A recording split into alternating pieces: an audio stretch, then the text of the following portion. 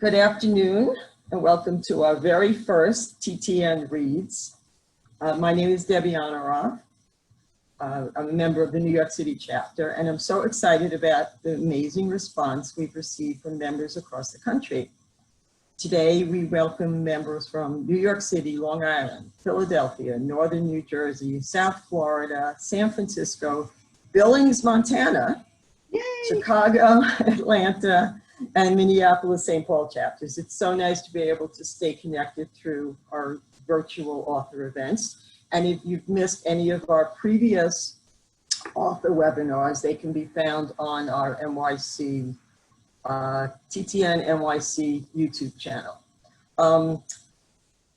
This virtual presentation's in webinar format, meaning it's listen and watch only. You, our viewers, will not be seen or heard, and I ask that you please not change the settings on your mute button.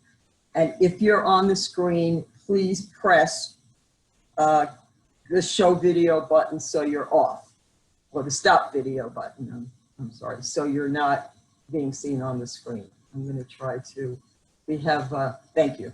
We have 200 people registered and we just don't have room for everyone on the screen. Here's the format of TTN Reads. I'll be asking Martha McPhee, our author, some questions, and she will share some videos. And then we'll take questions and comments from you, the viewers. You can use the chat function to ask your questions or make your comment. And depending on your device, it's either at the bottom or top of the screen, or you may need to click on something that says more. Please post your question to everyone, and I will read the questions out loud. Please keep your questions generic, especially if you've already started reading the book. Please don't ask spoiler questions.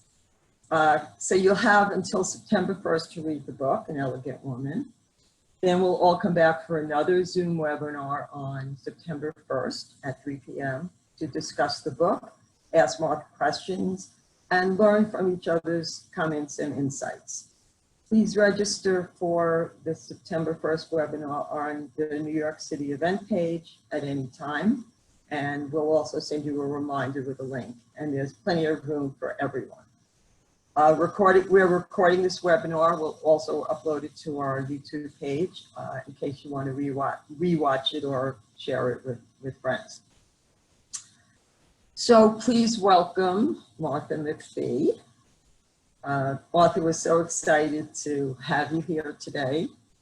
And please tell us where you are right now.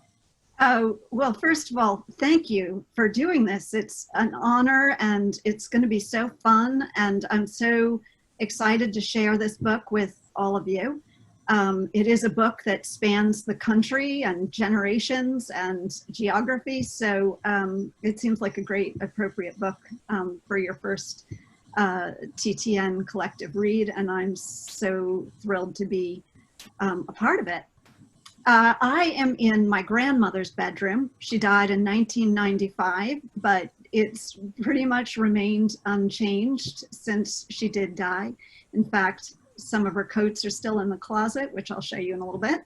I returned here to Ringo's, New Jersey in March with my 2 children and my husband.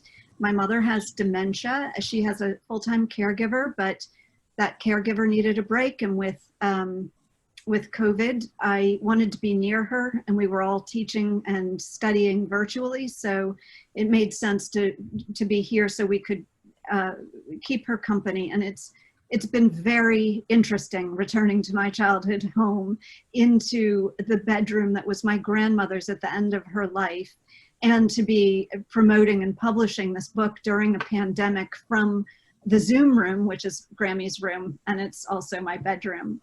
So that's where I am. So Martha, rather than me reading your bio, which can be found on your webpage, your website, marthamcphee.com, and it's a very interesting bio. I encourage everyone to read it.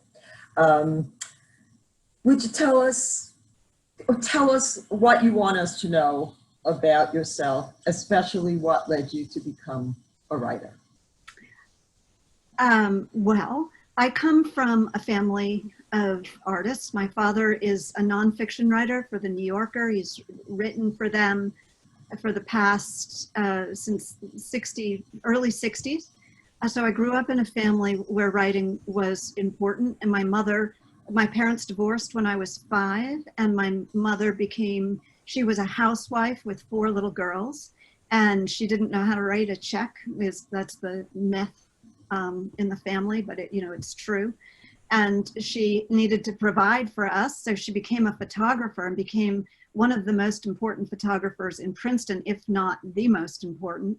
So I grew up in a very creative household. I have 3 older sisters and a younger half sister, and all of us in one form or another have lived pretty creative lives.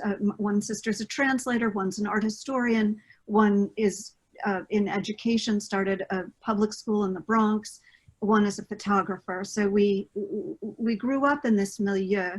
My grandmother, who is the subject of this story, was not an artist, but she was just storyteller. And so all of those things are the background to this book, which is my 5th novel, An Elegant Woman.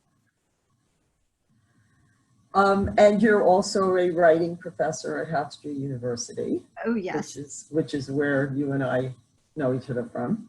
Yes. And I'm just interested in how you like teaching virtual writing classes. Oh, goodness. Well, first of all, is your picture supposed to be? No, I took my picture off. Okay. Yeah. Because I'm reading, so that's totally okay. That's great. No, I just wanted to make sure I wasn't losing you. No, okay. Well, listen. This is not ideal for anybody. I feel so much for the students. I've got a child going into the 11th grade and a child going into her junior year.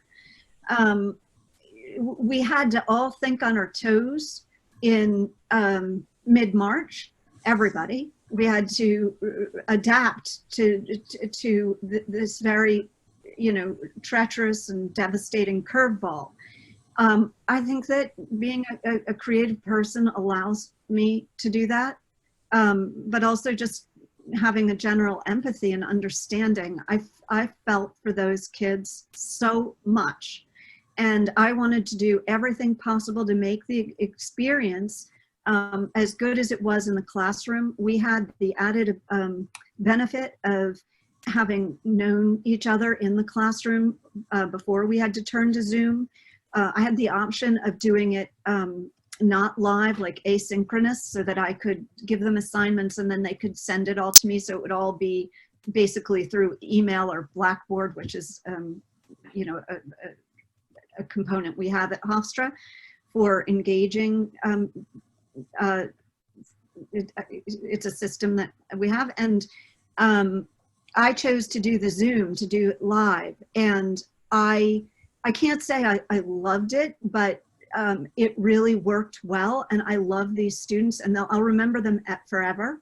And going into the fall, I've been thinking of ways to make the technology work with PowerPoint and other things that can make it, just as utilizing the tools of this new reality so that they've got the best experience that they can have, which is all I care about. I am 100% ready to turn myself over full time to this, even though I'm only teaching the 2 classes, so that they get the best experience.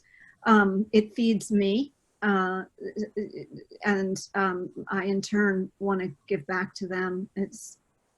It's not ideal for anybody not to be in person, for their social lives to be so disrupted, but health first, and then making the very best in the most creative capacity available to us is the way I'm looking at this. And it's working. It worked in the spring. It was wonderful.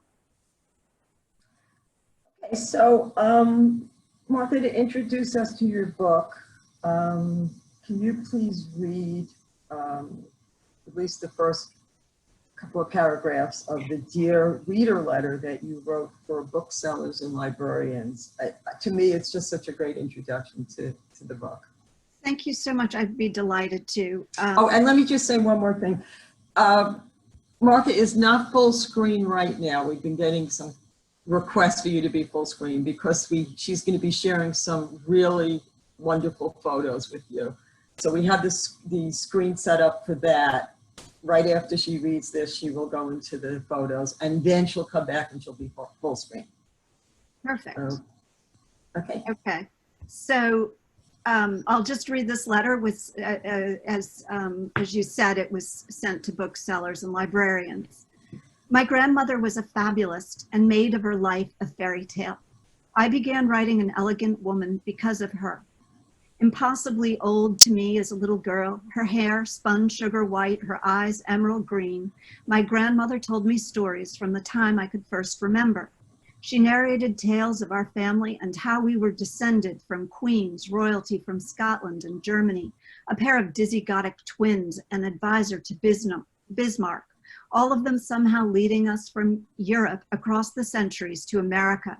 The scope was epic, the tone heroic, and included my grandmother as a young girl from Ohio, fleeing her father with her mother and her sister to make a new life in Montana. My mother's grandmother was intrepid. My grandmother's mother was intrepid, didn't like her husband who had a wandering eye, wanted to make her own life, fight for suffrage, and improve women's lives.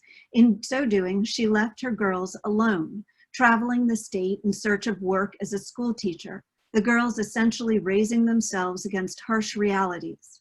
My grandmother survived fire, locusts, hailstorms, abandonment in the windswept West, endured real privation, if not outright starvation.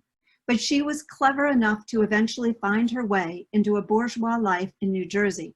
She was a fabulist. She was also a hard-nosed survivor.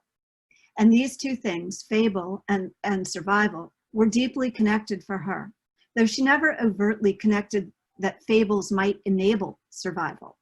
From her perch, it seemed to me as a child, she had the ability to see in all directions, far into the future and deep into the past. And I found comfort in that, in the command of her steady voice, unspooling story. An Elegant Woman is my fifth novel, but it was the first one I wanted to write when I embarked on a writing career. In my journals from a young age, I scribbled notes, attempted scenes, made false starts, tried and tried again. I knew it would be an ambitious book for me, a woman's life nearly 100 years long against the backdrop of the 20th century, a stretch of time in which so much changed for women. I knew too that it would be a story teeming with strong and powerful women, that they would dominate the narrative. I had to mature, but all the while I gathered notes from my journals and stories sent to me from long-lost relatives. And when I was ready, I followed them like breadcrumbs deep into my imagination until my grandmother became a little girl again, the heroine of the novel she had been spinning orally for years, the one book I knew all along that I had to write. So that was my letter to them. Okay, and now you're going to share some photos with us. Yeah, so, you know, I talk about breadcrumbs, and I've got to say some of these photos were real starting points. Remember, this is a novel, but what I do in my storytelling is I take, a lot of people do this, but this is particularly what I do, is I take stories from my life and I transform them into fiction. So fiction is a tool that allows you to inhabit character. And I get to these characters, you know, through the tools that fiction allows. And so in the slides I'm going to show you, these are some of the, like I said, some of the breadcrumbs. This is just this is the jacket, which I will, talk about in a minute. This is my husband being creative in one of the book launch promos along the way. This is at my mother's farm right now. This is a picture of my grandmother and me when I was in college. I went to college right near where she lived at the time, which was in Agunquit, Maine. This is a photo, I just said that one of my sisters is a photographer. This is one of her images. It's my grandmother in her Lincoln Continental, which she had later in life. So these are some of the ancestors. I told you I'm living in my grandmother's room. I also like to think of it as the ancestor room. On the walls, when I came down here in March, it was just covered, and also all the surfaces were covered with photographs. I had to remove a bunch of them along the way because there were just frankly too many, and I was feeling a little claustrophobic. So I removed some, but these are ancestors, and my grandmother had stories for all of them, and many of those stories are in the novel. This is a picture, very bad picture, but of my grandmother and her classmates and her little sister when they were in Montana. And what I love about it, and why I'm sharing it, is because my grandmother loved to annotate these photos. And here she has me on the girl on the far right, and Pat, her sister, in the red script. This was her mother, Glenna. And in the novel, this generation, my grandmothers and my great-grandmothers, I use all their same names because to me, they were essentially fictional characters that were being handed to me through the fiction of my grandmother's stories. This is my great-grandmother, Glenna. And this is another image of Glenna, and it's in my journal. So I'll talk a tiny bit about journaling at the end of this. This is my great-grandfather, Laverne, Glenna's husband, the guy with the wandering eye. The woman on the left, I'm not sure who she is. This is my great-grandmother on her way to Montana at a photo studio in the Chicago train station, and my grandmother is a little girl. This is one of the schoolhouses in which my great-grandmother taught in Winston, Montana.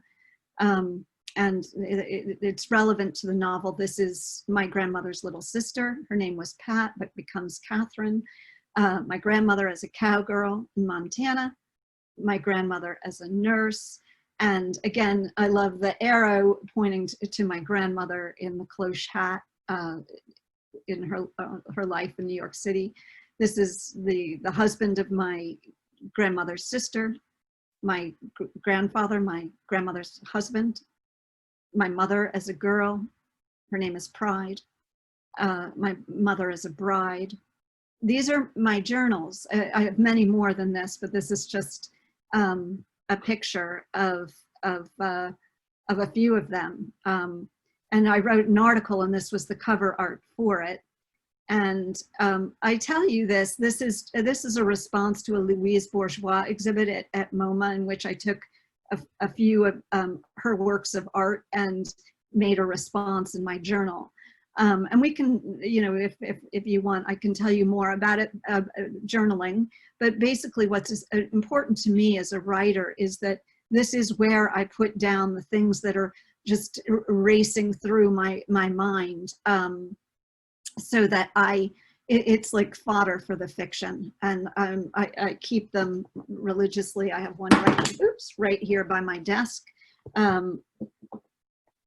This is, now we're back to the novel. This is toward the end of the novel, and it's just a picture of the landscape outside of Goldfield, Nevada, where the novel winds up. And it's important for researching my fiction, and we can go through these again on September 1 because they'll mean a lot more. This is my mother's cousin, my grandmother's sister's son, Dick Ryan. He became a very good friend of mine, and early on, long ago, understood that I wanted to write this novel. And he was determined to be a guide because he actually lived with my great-grandmother, Glenna, his grandmother, as a boy. She spent a lot of time with him, and he had a very conflicted relationship with her, and he wanted me to understand her from his point of view so that I didn't turn her into too much of a hero. This is just a beautiful picture of a hearse barn, which has relevance to the story. And this is just an old mine. It was a gold mine in the turn of the last century in Goldfield, and it still smells of arsenic. That landscape was just so haunting and mysterious, but being there gave me a lot of ambient sense for the novel, and I went other places too, but I'm sharing these pictures. This is a black tea box, which becomes important in the novel, and was, you know, when we die, we leave behind our important papers. This tea box was filled with important papers of my grandmother's, and it became a kind of metaphor in the novel. Early on, it arrives in the first chapter, and of course it intersects with my imagination and is filled with both things that are actually in the black box, but also things I put there for storytelling purposes. And then I guess we're, yep, at the end. And I just, of my little slideshow, I wanted to say just why I love this cover so much, because it captures so much of what I'm attempting in the novel, which is how we're here for a fixed point in time, but there are all these people that came before, and there are all these people that are going to follow us.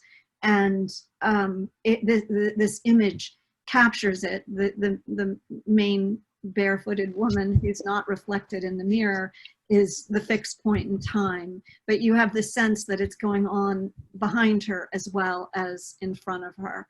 And it's the most spectacular cover I've had for any of my books, and I've really loved my covers, so I'm so proud to share it. I think it speaks so well to the book. So that's my those were great, and I have to say you must share them again on September 1st, because having read the book, yeah, those are really poignant and wonderful photos. So you can now unshare your screen, so you're back on full. Okay. And do I need to do anything to be on full, or? Nope, you're on. You should be on full. Hopefully, you know, everyone can see you like that. So please, if you have any questions or comments, please write them in the chat box. How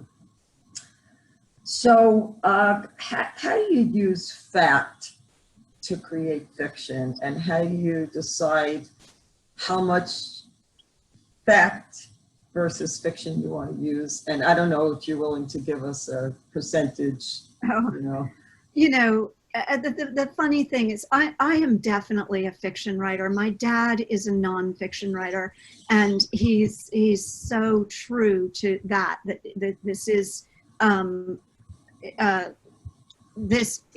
the for him, the fact must be accurate. If the guy he's interviewing is wearing, you know, a red hat and he says, "I see the cat," he must stick to those two things. He can't alter the way he said, "I see a cat." He wouldn't alter that. Or he can't turn the hat blue because that's going to be better. Those are really lame examples, but you get the point.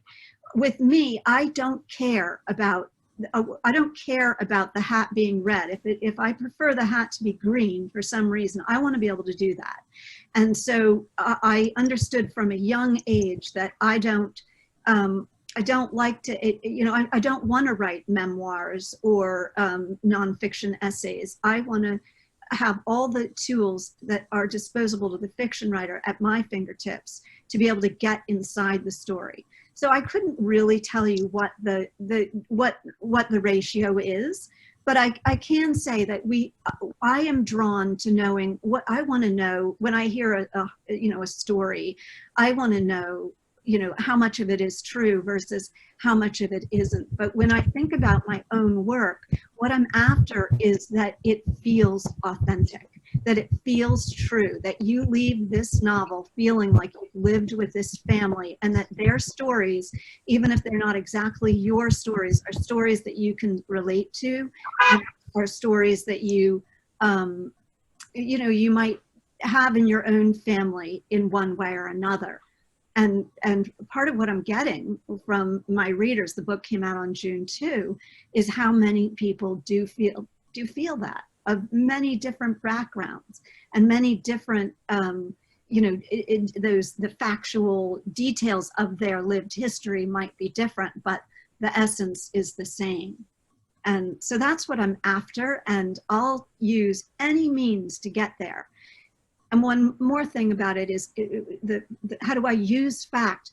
Fact for me stimulates the imagination. If I see my grandmother in a white pinafore, which we did earlier, and we'd have to go back to that photo, but the other people are not in, they're in dark clothes. Why is my grandmother and her sister, why are they in white pinafores in Montana, probably in the fall or the early spring, not the summer, because the other people are dressed more in more clothing.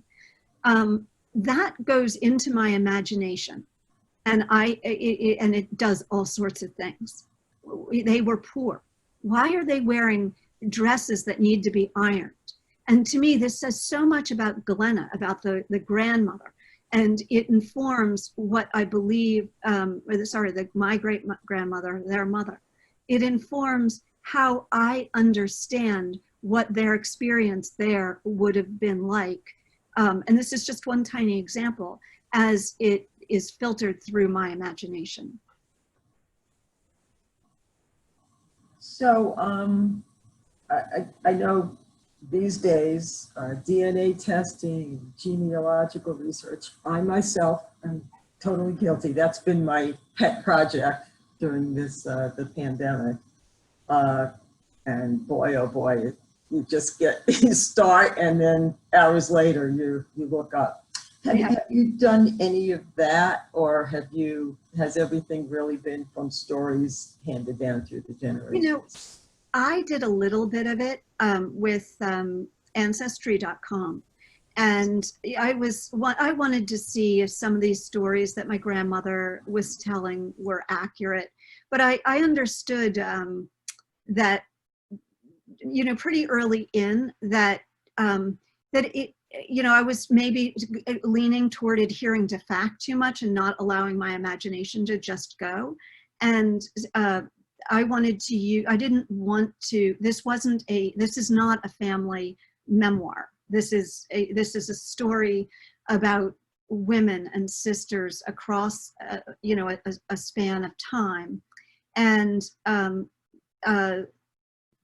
I wanted to be sticking with the fiction. But when I was, and the way that stories, when they encounter my imagination, the way they transform and blossom and grow.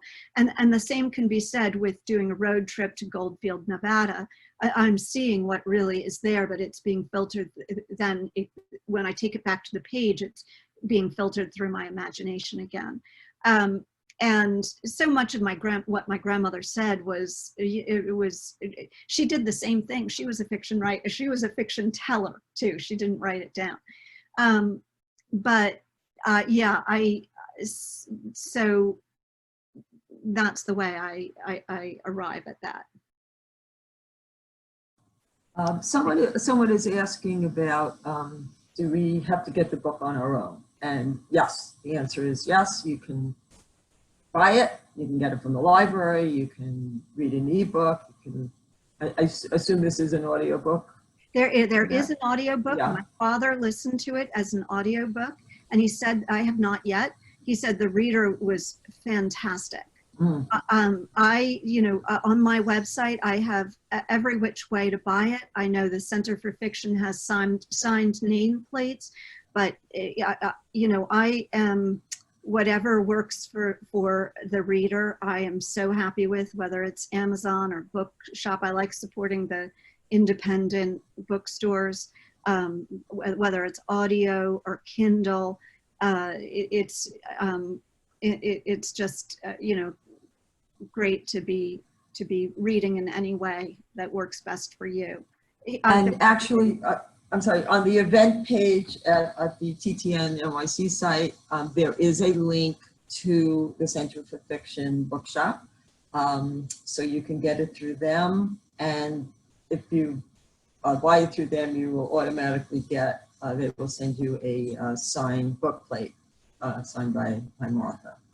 And it's a great, you know, it's a nonprofit organization. It's a great organization to support. Let's see, we have, let me ask you one more question. And, or a couple more questions.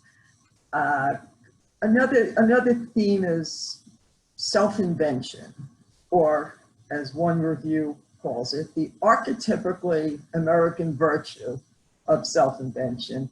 What do you want readers to know about this as they read your book, especially from a woman's perspective, especially during those times?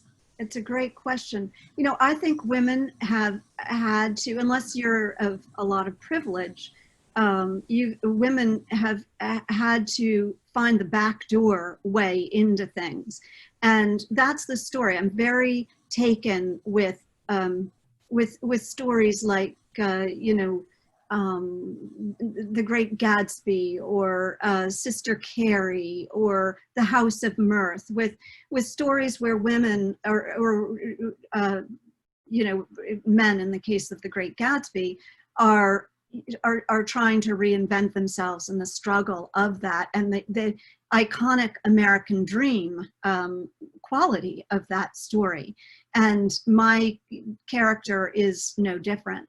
And she's a woman of little means who was you know, transplanted to Montana at the during the Enlarged Homestead Act of 1909. People there to take advantage of that land rush, and she was very poor. And how did she get out of there to her Lincoln Continental in Ogunquit, Maine? Those stories of transformation are very interesting to me. And the same reviewer pointed out that it was such a beautiful review in the LA Times, which is also on my website, that I've been looking at this kind of thing in the last two novels as well, Dear Money and L'America, which I hadn't thought about, but I loved that he saw that theme. It's an iconic American theme, and it's one that I find powerful when trained on women. How do they get from there to here? And my grandmother had a very compelling story that I used as the jumping off point for that journey. We're going to go to listeners' questions, because we've got a bunch. Janine asks, although the book is fiction, did any family members object to your depiction of family and your grandmother? Not at all. I come from, as I said, a family of artists. We all know what we're doing, and they, since they are on the inside, they know, you know, what's fact and fiction, but also know, because they know what it takes to be a writer. It took me 8 years to write this book physically. You know, from when I set down the first sentence to when I turned it into the publisher. They know the hard work that went behind this, what they care about most, from my father to, even if my grandmother were alive, to all of my sisters. My mother, unfortunately, has dementia, but she was very helpful in the early stages of the writing of this book. They all know how hard I've worked, and they're so happy to see me succeed. That's what they care about, and they loved the book, which I have some tough, critical sisters, and just having met their approval with the book was wonderful. So no, they've all been incredibly generous and supportive. Okay, Christine asks, did you get any different perspectives about your grandmother as you were writing the book? Well, I grew up with different perspectives of my grandmother because, for example, my parents divorced when I was 4 years old, and my father did not like my grandmother, hated her. And in fact, he says that sometimes he'll say that he thinks 80% of the reason, or some high percentage like that, that he and my mother split up was my grandmother. So he really couldn't stand her. So he thought she was, you know, he was the son-in-law. So that says a lot. So I had different perspectives on her, but I loved her. She was, for me, she was, I can see how complicated she was. And I think that makes great character. If somebody is just one-dimensional, that makes them pretty uninteresting to explore in fiction. So I could see her complexity. But at the same time, she was incredibly loving to me. I come from a, you know, it's a very loving family, but it's a big family, and there was a lot of chaos and a lot of, you know, difficult times. And she was a guiding light for me. She was very, very supportive of me and very loving to me. So I feel like I was, she poured her stories into me because of our close bond, and now I'm giving them in my novel. So yeah. So Danielle has a question, which is actually, she's asking it from a personal perspective. Her daughter is an aspiring writer. Do you have any advice on getting fiction published? And I would ask you to expand on that and just ask what the publishing world is like these days, and maybe opportunities that you didn't have, you know, when you were Oh, younger. well, yeah. So, I mean, it depends on how old she is. Can I ask that question? Because, I mean, I would pretty much say the same thing, but if she's 16, it's very different than if she's 30. But overall, what I tell my students— She's a freshman in college. Oh, okay. Take creative writing classes. That's the place to do it. Take them, read lots of contemporary fiction, read stuff that interests you. Don't be critical of yourself. If you love YA and that's what you're deep into, you'll get to the classics. Reading, you know, comics, and Faulkner said, read everything. Read trash, read romance, read literature, you know, read it all. And I abide by that. I agree with that. Reading is the key. It's the most important thing. And then writing, of course, is very important. And don't be very critical of yourself. I had a professor once who described the critic as, he called it a shitbird that sits on your shoulder and pecks away at you saying, you're no good, you're no good, you're no good. And you just need to swat that bird away and get rid of it. And find the time of day that works for you and do it every day. So write and read, even if it's an hour that you devote to it, even a half an hour. Keep your journal nearby, write things in your journal, and don't be critical or hard on yourself. In terms of getting published, find the literary reviews that you like, that speak to you. I would direct my students to Barnes & Noble and say, look at they have a rack of literary reviews, flip through those, read some of the stories, see which ones are speaking to you, and then figure out what their submission guidelines are. And that's all very easy these days. There's an online system, which I cannot remember the name of right now, but that is available. It's like Submittable. That's what it's called, Submittable. And you can Google Submittable, and it makes it really easy to submit to online places. I also recommend what is it called? It's like the Authors Guild and Readers and Writers, and these online forums for writers, because they have lots of information about prizes and awards, and so that I recommend. Now, the publishing landscape has changed dramatically since I last published a book, which was 10 years ago. And it is changed exponentially since March, or since we went on lockdown. And I honestly don't know what that is. So I am not needing or wanting to sell a new novel right now, although I will soon, and then I'll have a better sense. But I imagine it's probably not a good time for a collection of short stories. Probably is a good time for young first-time writers who have something really great. It's definitely a great time for, as it should be, people of color. There's been a lot going on, obviously, with Black Lives Matter, but even within publishing, to try to equal the playing field and have more voices represented. So that's pretty much what I know about what's going on right now. Okay, Darlene Great question. I just inherited a box from my grandfather. How should I sort through his letters, certificates, memoir, and photos to create a story?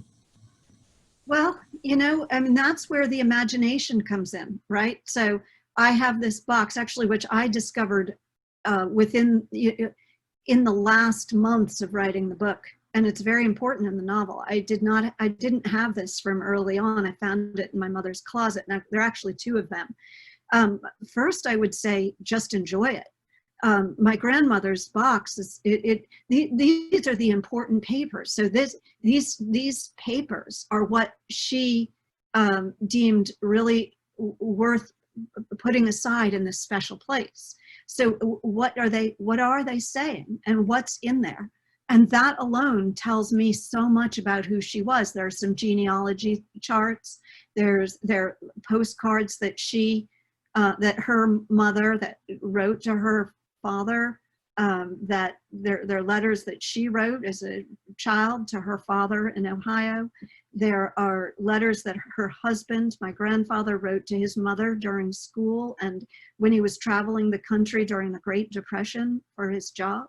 So there's an award I won at college. She has many grandchildren, and only 2 of us are represented in this box.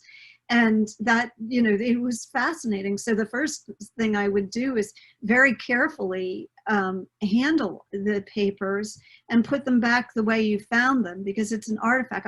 My grandmother's reading glasses are in this box, and I left them there.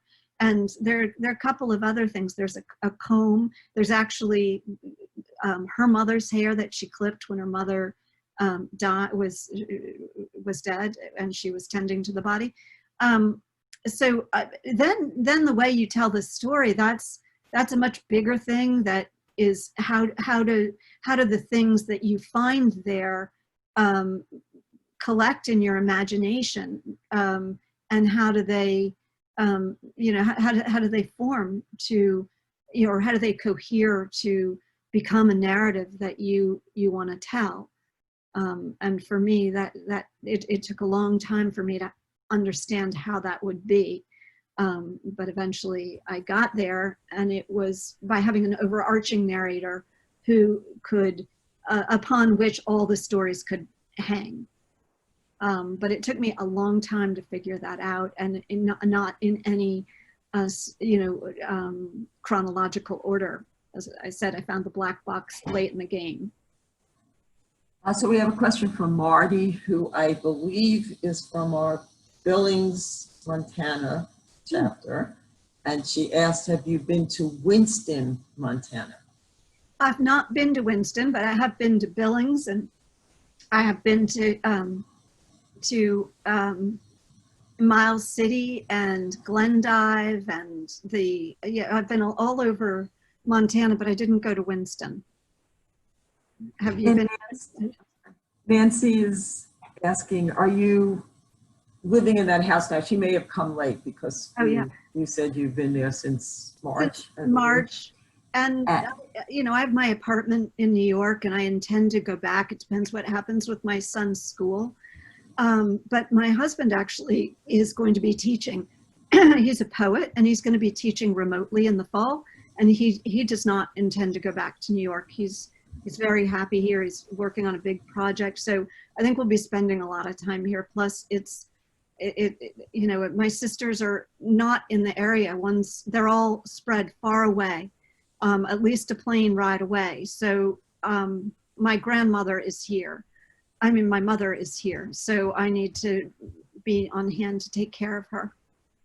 And my next novel has to do with her, so so I can kill 2 birds with 1 stone. So the second part of Nancy's question, I think it's a great question. How does the nostalgia, I guess, that you're experiencing in the house make you connect your book? To connect, how is your relationship with your grandmother like magnified from living? It's more, it's less my grandmother, because she lived here at the end of her life. First, we have a wing of bedrooms because there were 10 kids here growing up. And my mother turned that into an apartment. And then when she got very old, she moved into this bedroom, and she was here for about a year. This bedroom was once my stepfather's office, and before that it was one of my stepsister's bedrooms, and then one of my sister's bedrooms. So this room has so much history, and the house has so much history. And I moved out here when I was 8 years old, and we were firmly in the 1970s. My stepfather was he was a Gestalt therapist. He'd been a Jesuit priest. He was a philosopher writing a book that never got finished. So I've had over the years difficult relationship with him in my mind. He died in 1994, and he was a complicated person. And this was his house into which we moved. It became my mother's, but there's where the complication is, and I'm trying to write an essay about it, because I literally have returned to my childhood, and it has it's been a mixture of wonderful and complicated things, and for my children too. This isn't our house; we don't own it. We're guests here, and yet we're also living here, and it has this deep history, some of which has been sometimes painful for my children to learn about or understand just as they've gotten older. And so there's a reckoning going on. But for me, as a curious, artist, I'm interested in what I'm doing to make it, good and right. And I'm actually fascinated in that experience. The novel, in An Elegant Woman, the house does have a role. I think it does in all of my novels. So yeah, it's an interesting time. We don't always get to return to our childhoods. So I'm paying attention. Okay, I think we're going to end it here. This was wonderful, and now everyone is invited to get the book, audio book, ebook, whatever version, and read it, listen to it. You have approximately 6 weeks, a little bit more. And on September 1st at 3 o'clock, we'll be back. I don't know where Martha will be, but we'll all be back, probably right there. We'll all be back to discuss the book, and we'll have various ways of allowing people to ask questions, and we will inform you about that. You can register on the New York City event page, and we'll also send an email out to everyone who registered for this webinar today with a direct link. And we've got plenty of room. We upped our possible number of participants, so you don't do it like right now or today or tomorrow. Don't worry about it. There's room for everybody. And as I said, if you have other TTN member friends, this is just for TTN members, the live webinars. If you have other TTN member friends who want to get involved with this, they can watch today's webinar, which we're recording. It'll be up on our YouTube channel. And then they're invited to read the book also. But in the meantime, Martha's going to be sending me things to forward to you, sort of questions to think about, or yes. I don't know, just various things. A whole list of a reader's guide from the publisher that they've generously given me. So I will be sharing those with you, and I can always be reached on my website. I'm so thrilled to be a part of this, and I look forward to September 1st and to sharing more stories with you and answering more questions. Thank you so much. And thank you, Martha, and thank you to everyone who came. We really appreciate you being here, and we look forward to seeing you again. Okay, everyone take care and stay well. Bye-bye. Bye. Thank you.